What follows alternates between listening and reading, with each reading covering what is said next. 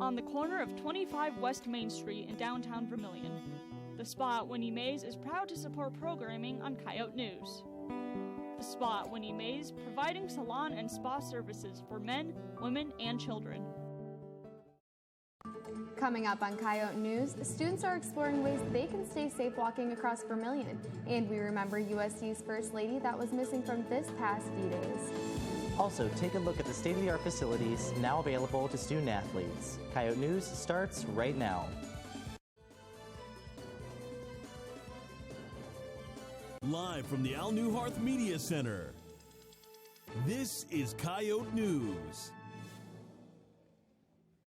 Hello, I'm Devin Martin. And I'm Sophie Heineman. We'll fill you in with those stories and more, but first the headlines with Nathan Finster. Nathan? Governor Dennis Dugard says he will vote Republican in November's election. He, along with many South Dakota officials, condemned lewd comments made by presidential candidate Donald Trump in a 2005 recording. Dugard and U.S. Senator John Thune both called for Trump to withdraw from the race on Twitter. But both officials say they will vote for whoever holds the Republican nomination. Law enforcement is another organization that is very involved with Dakota Days. This past weekend, University Police reported 11 on-campus incidents dealing with alcohol. Vermilion Police reported 12 incidents, including 4 underage consumptions and 2 public urinations. And for weather. Looking at the Sanford Coyote Sports Center, it's currently 50 degrees and partly cloudy. There's a freeze warning in effect tonight with lows of 28. And tomorrow you might wake up to some frost, but then it should be sunny with a high of 58. And those are your headlines. Thanks, Nathan. Students were free from class Monday thanks to a nationwide holiday, but depending on where you're from, it may have a different name. In 1990, the South Dakota legislature passed a measure to rename Columbus Day Native American Day. South Dakota is the only state in the nation that recognizes the holiday as such. About 2% of the students' population at USD is Native American. Places are starting to recognize us as Indigenous people being here still, and not having like Columbus Day, since he really didn't discover us and we were already here. So it's kind of nice to be like acknowledged. Native American Day is a public holiday in South Dakota. Government offices are closed, as well as many businesses and schools. And when most people think of a college campus, they think of a safe place. For some students, that's true, but for others, it may not be the reality. Catcalling has always been a problem for women across the globe. USD is no different. Well, I'm a junior now, but I remember being catcalled a couple times freshman year. Like at the beginning of the year, you'd be just walking down the streets and it would happen a couple times. USD sororities are taking to their smartphones for safety. SafeTrek is an emergency situation app that allows students to hold a button on their phone until they are safe. If the button is released for more than 3 seconds, the authorities will be notified. Sometimes, if you're walking really late at night, it's just kind of creepy and you kind of just scare yourself into, thinking there's people there when there's not. University police offer a wide array of ways for students to feel safe, including police escorts and emergency buttons located all around campus. For Coyote News, I'm John Brower. If you need assistance, the University Police are located in the Davidson building between the ID Weeks Library and the Belbus Center.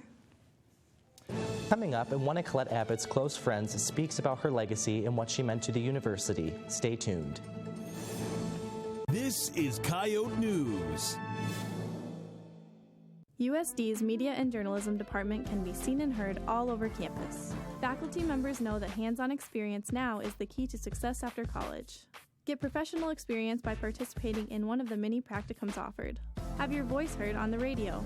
Edit a promo for a campus organization. Investigate breaking news stories for a weekly newspaper. Design advertisements for local businesses. Get involved with the Media and Journalism Department at USD and start your future now. Clotique is proud to support programming on Coyote News. Located on Cottage Avenue, 1 block north of Cherry Street, Clotique offers women's apparel, footwear, and accessories. This is Coyote News. It was the first D-Day since the May death of USD's First Lady, Colette Abbott. Coyote News' Chloe Edgar talked to Abbott's close friend Renee Alves about the memories the First Lady left behind. Students found Colette Abbott very approachable. She just loved being with young people. And it's because she was young in spirit herself. So I think that, she just loved the whole university atmosphere. They, both got into the sports, and she just was an avid Coyote fan. Well, she loved everything about the university. She was always dressed up in red, and off we'd go. And she always wore wonderful bright red lipstick. She just really got into it. And she would stand up, and pump her hands. Renee Alf said that Colette Abbott was the most beautiful, kind, loving First Lady for the university. She loved the students and being involved here on campus. She just was a kind, wonderful person. I hope that her legacy will live on for many, many years to come, because she was just such a wonderful person, and I just always loved being with her because she was such an upbeat person. She was never negative, just upbeat. Alf says Jim and Colette Abbott were a great team. For Coyote News, I'm Chloe Edgar. Abbott was 59 years old, and Alf says she will be greatly missed. President Abbott had an emotional D-Days. His mother, Margie, passed away early Saturday morning in the Avera Hospice House in Yankton. She was 88. Her funeral will be held at 1:30 tomorrow afternoon. Margie was one of 10 children and spent much of her life in South Dakota. Instead of flowers, the family is requesting donations to the USD Foundation. Pheasant season is huge in South Dakota, and many students at USD are eager to begin hunting this Friday for the pheasant opener. Danny Grablunes spoke about pheasant hunting in the area.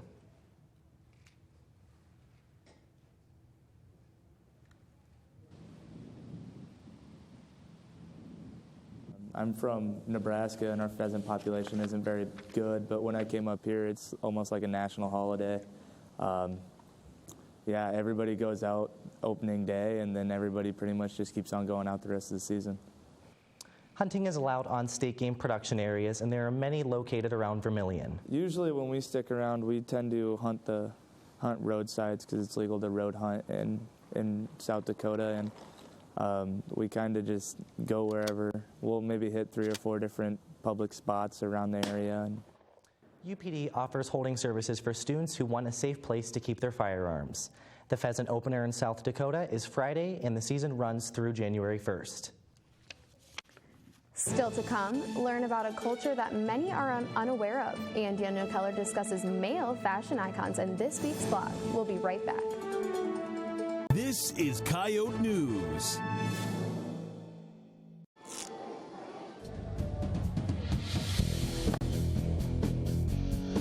Climbing's awesome because it's challenging, both mentally and physically. You gotta love climbing because even when you're not climbing, you get a great view. Climbing's great because I feel like Spider-Man.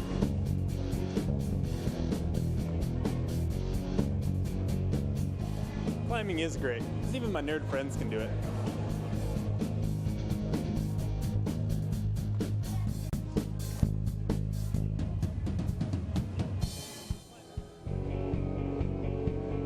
Climbing's awesome because there's always someone who has your back. Come to the rock wall and figure out why climbing's awesome for you.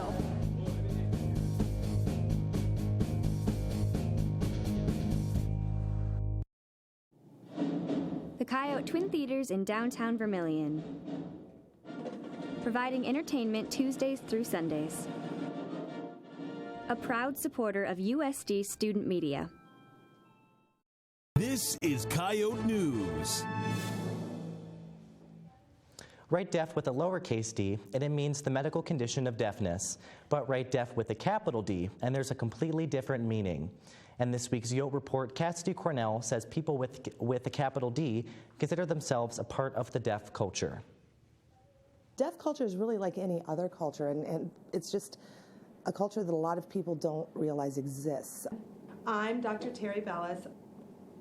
I'm the chair of the Department of Communication Sciences and Disorders. Dr. Bellis says that the deaf culture is a very diverse group. They may be deaf, they may be hard of hearing, they may even be hearing people who were raised within the deaf culture. Just like any other culture, the deaf culture has their own knowledge, beliefs, and customs. They are proud to be deaf. They have their own art forms. They have their own theater groups. They have their own methods of poetry and music. Doctoral student Adrienne Ayler is Dr. Bellis's research assistant. Ayler says that as an audiologist, there's a lot of different areas she could work in, including working with the deaf culture. A lot of people who are in the deaf culture will have a hearing loss, so that's kind of where we would play in identifying that hearing loss if they would wish to do so. Dr. Bellis says the key to deaf cultural awareness is education. There's becoming more of a cultural awareness and a cultural acceptance and an education, but we need a lot more education. For the Yote Report, I'm Cassidy Cornell. The American Sign Language Club is currently inactive, but students can still take ASL courses at USD. The second presidential debate is complete, and with the election less than a month away, Crystal Schoenbauer is live in the muck to speak with college Republicans and Democrats about the election and their own debate coming up. Crystal? Thanks, Devin. With the recent debate, I wanted to know what students thought about the political process. So I'm here with college Republican Cade Lamberty and college Democrat Chelsea Gilbertson tonight. So thank you guys for being here. So just to clarify, did you guys actually watch the debate? Yes, I did. Okay. And so tell me, what do you think were some of the high points that each candidate discussed? Yeah, I think this election's kind of like what you can share on Facebook and what you can share on Twitter. So I thought the, you'd be in jail comment, the comments he made about her not being Honest Abe because, she's Crooked Hillary or whatever. I thought those were the high points for Donald Trump. And, if it would have happened in a bubble, I thought this would have been a great debate. But with his comments earlier in the week, it was kind of tough for him to gain any real momentum. Thank you. And you, Chelsea? Yes, I actually think that Hillary had one of those really good soundbite kind of nights. She had that one little subtle stab where she emphasized how Trump was very clearly angry and upset, and we didn't want that as president. And so she had a really good moment talking about her Stronger Together platform and emphasizing the importance of having a very, connected, very unified group of people. So. I know that you guys also have your own debate. Can you tell me when that's going to be, and how do you go about preparing for it? Yes, so the PSL debate is actually, shameless plug, Wednesday the 26th, and it'll be at 7 p.m., and it's hosted in the Farber Hall. And we just kind of go about sitting together, preparing for every kind of topic we've seen, brought up in this election, local politics, all that kind of areas that we think would be relevant to a debate. So. And what do you do to prepare for yourself? Yeah, we got 3 people who are going to do it, me and 2 other people that are in college Republicans, and we probably just get together before that. Hopefully it'll be more policy-based and less about the candidates, because that's what really we want to talk about as college Republicans or college Democrats, what our platform is as those respective parties. Thank you, guys. Thank you. With the presidential election being only a few weeks away, we will keep you updated here on Coyote News. Live from the muck, I'm Crystal Schoenbauer. Thanks, Crystal. This week in the blog, Daniel Keller talks male fashion icons. When the phrase fashion icon is said, many people come to mind. For some, it's Audrey Hepburn, Marilyn Monroe, Britney Spears, or even Lady Gaga. But for myself, I think of Alexander Wang, Desi Perkins, and Calvin Klein. However, personal style icons are unique to each person. This week for blog, I wanted to get another guy's thoughts on personal style and style icons. So I sat down with Jacob Newton to find out who his style hero is. So Jacob, tell me, what would you describe your personal style as? I think I'd describe it as hopefully timeless, but also simple. Kind of building off that, what 3 words would you use to describe your personal style? Simple, dark, and jackets. Do you have anyone that you look up to style-wise, any sort of style icons? Style-wise, I guess I look up to Steve McQueen. If you look back at the old pictures, photo shoots from the sets and things like the movies he was in, a lot of the styles he wore at the time are still in style today. Like nothing that he ever wore has really fallen out of style or out of fashion. Let us know who some of your style icons are by tweeting us at Coyote News. For Coyote Blog, I'm Daniel Keller. After the break, see inside USD's new athletic training facility, and the Coyotes get a D-Days victory. Stay with us. This is Coyote News. USD's Media and Journalism Department can be seen and heard all over campus. Faculty members know that hands-on experience now is the key to success after college. Get professional experience by participating in one of the many practicums offered. Have your voice heard on the radio. Edit a promo for a campus organization. Investigate breaking news stories for a weekly newspaper. Design advertisements for local businesses. Get involved with the Media and Journalism Department at USD and start your future now.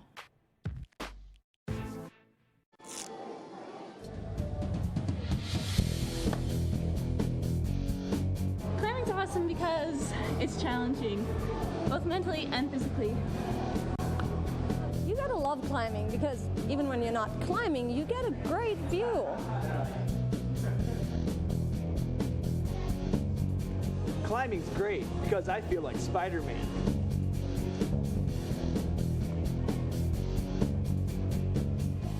Climbing is great, because even my nerd friends can do it.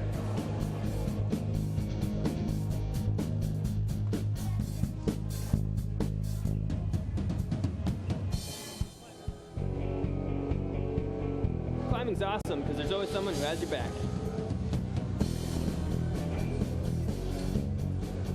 Come to the rock wall and figure out why climbing's awesome for you.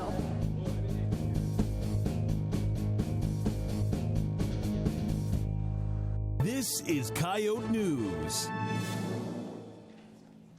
Tonight on Coyote Sports, the volleyball team looked to continue their winning streak, and the football team brought home a big win. I'm Celeste LaCourciere. And I'm Devin Reiners. We'll tell you about the Athletic Training Center located in the new arena, and the golf teams are finishing up their fall seasons. But first, Nathan Finster has our headlines. Nathan? USD senior diver Grayson Herding and sophomore swimmer Hannah Gupton have been named the Summit League Women's Diver and Swimmer of the Week. Herding swept both diving events over the weekend as the Coyotes defeated Minnesota State 169-129. Gupton earned 3 victories, 2 individual and 1 relay. She won the 100 and 200 meter fly events and also swam the butterfly leg of the 200 meter relay. USD junior setter Brittany Jessen's been named the Summit League Defensive Player of the Week. Jessen helped lead the Coyotes to 2 wins over the weekend, recording a double-double in each win.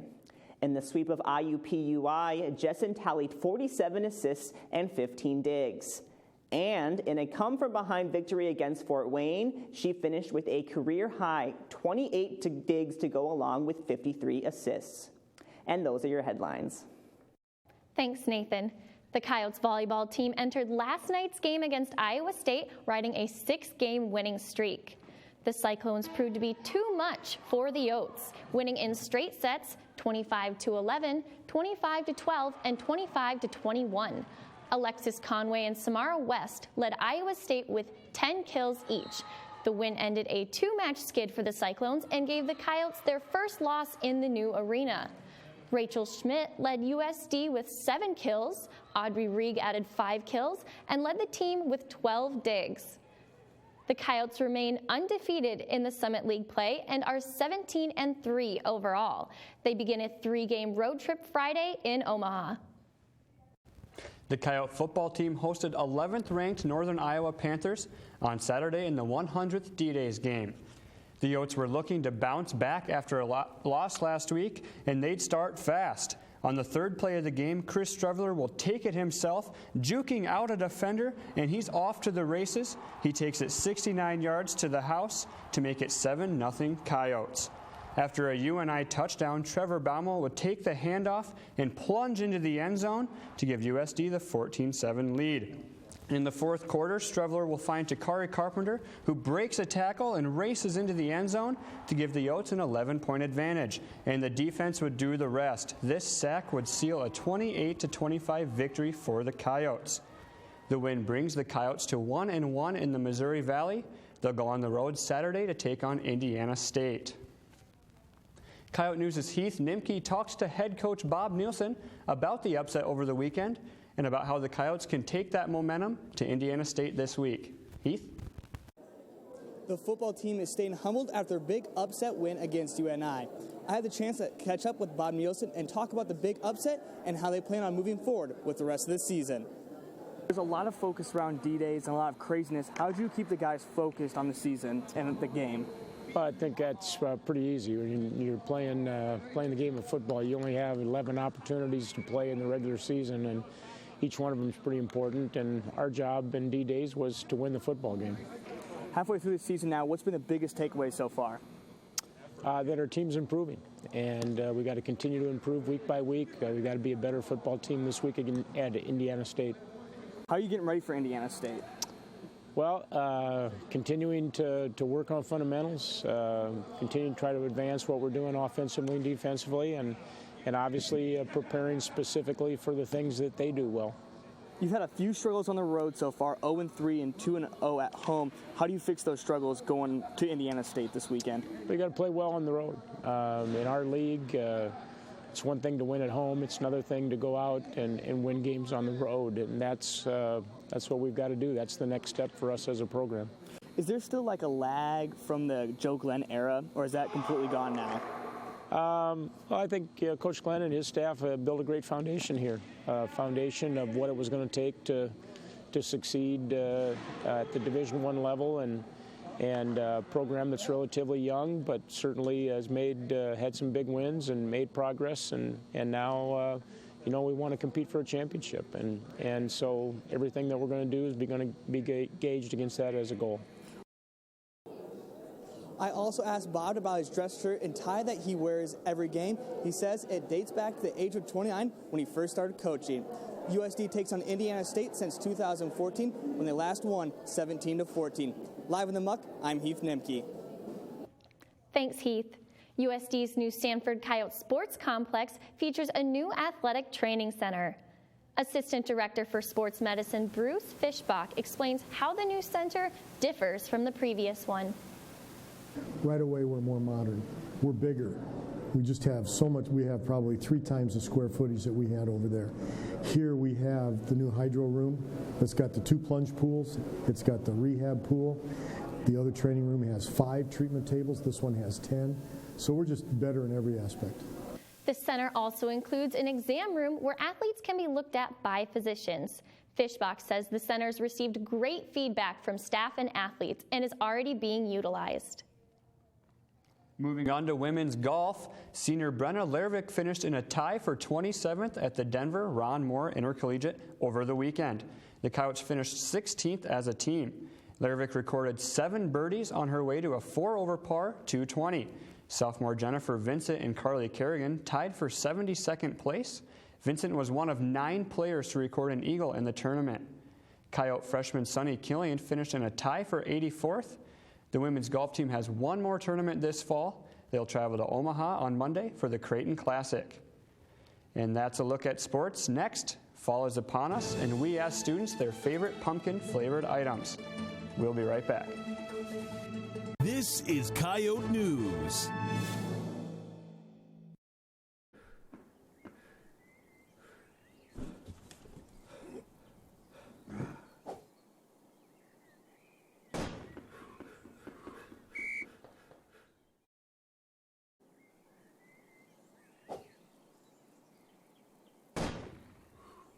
Cash has always been fast, but now it's faster than ever. Digital monetary donations are the best way to support disaster victims because they are fast, sustainable, and flexible.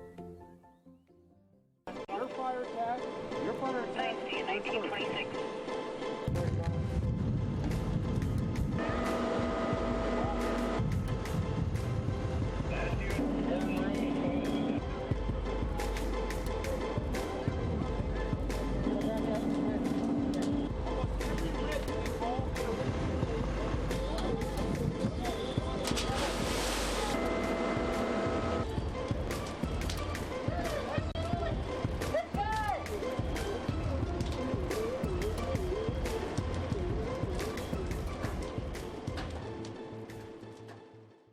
This is Coyote News. And this week's Out and About, we asked students what their favorite pumpkin-flavored item is. Here's what they had to say. Probably pumpkin ice cream. I don't like like pumpkin. I really like pumpkin pie. Pumpkin spice latte. Pumpkin pie. Probably like pumpkin pie or something, man. Definitely, for sure. It would have to be a pumpkin spice latte from Starbucks. Pumpkin pie? Can't say I like any pumpkin flavored anything. Oh, I'd have to say probably pumpkin pie. Actually, I don't have any because I hate them. I've never been a fan of pumpkin flavored anything. I just like carving them. My favorite pumpkin flavored item is pumpkin pie.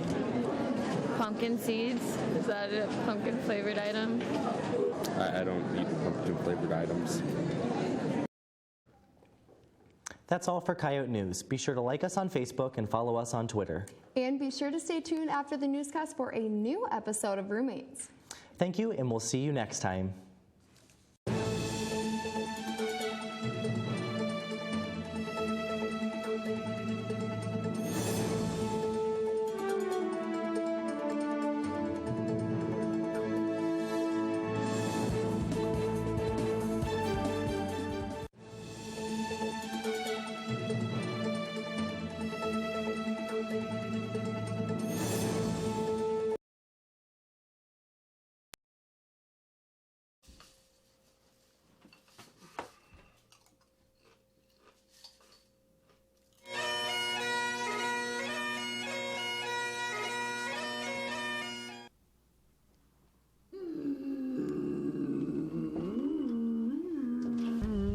Mom, what are you doing out there, man? Bombo!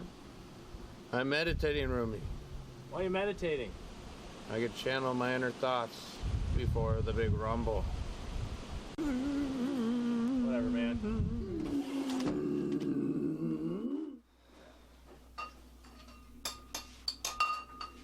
Hey, Bombo. I got a question for you, okay? Just. Oh! I thought you were holding that for me. Well, it's not really fresh fruit anymore now, but, wait, is that my toothbrush? Well, mine was upstairs. It was going to take me too long to go up and get it. And Just, you keep it. It's all yours now. But, question for you. What was up with last night? I don't know what you're talking about, Ruby. But if you're not going to eat that, I might as well. Thanks, Ruby.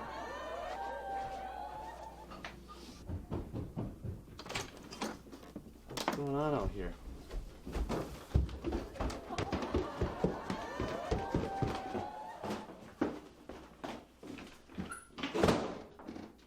Bombo.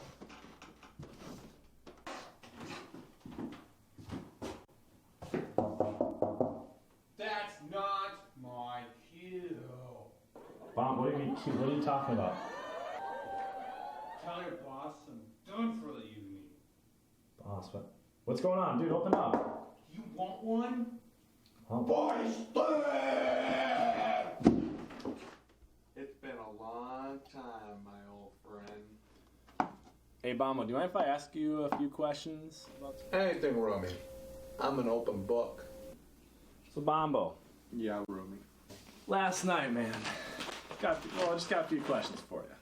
Starting with last night. Man, you were quite the character. You're like running around in a cape and sunglasses. Like, do you want to explain? I have no idea what you're talking about, Rumi. I slept like a rock last night. And you know what? Speaking of rocks and hard objects, my side's freaking killing me. Did I get hit by something? No, you yelled body slam, but so do you think maybe like a sleepwalking problem or something? Oh my God. You're just like my last roommate. You need to be careful and watch what you're saying to me, alright? My last roommate, freaking crazy. And now he's a psychiatrist. Freaking crazy, right?